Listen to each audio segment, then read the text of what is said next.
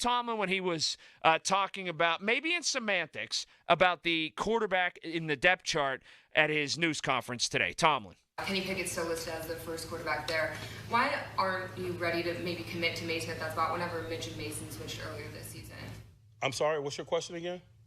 Why isn't Mason listed as the first quarterback with Kenny healthy? Would it make you feel better if I did? We're going about our business, cultivating a plan to win this week. We care less about division of labor in terms of what's on pieces of paper and depth charts and so forth, and more strategically how we utilize the tools at our disposal in the effort to cure victory. I've been transparent with you guys. He's got the hot hand. He's going to maintain control of the ball. I don't know why that is an issue, to be quite honest with you. Then why have one? Then why have one? You know, again, this isn't a big deal if Mike Tomlin doesn't answer like this. Sorry, what's your question again? Why isn't Mason listed as the first quarterback with Kenny healthy? Would it make you feel better if I did? Why does he have to be a smartass to Ashley Leotis?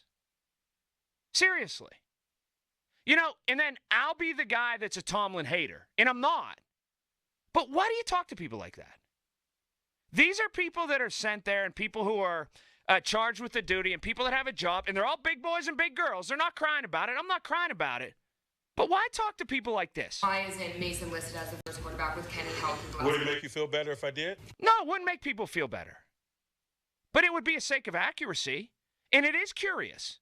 It is curious that the guy that you named that'll now start the fourth game in a row is simply not listed as the number one quarterback. It's not the biggest deal in the world. But it becomes a deal because you made it one. Every other depth chart in the world has the starting quarterback listed number one, or it has one word. Or. It'll have this guy or that guy at any position, not just quarterback.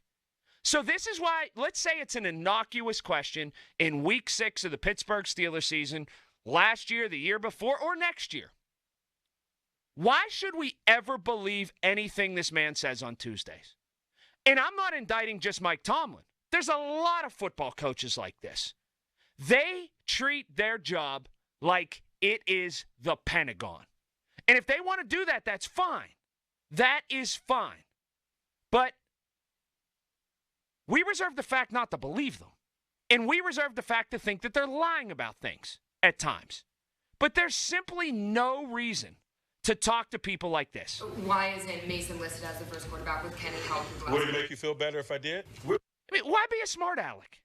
That's the part I don't get, especially from a coach that has been here that long.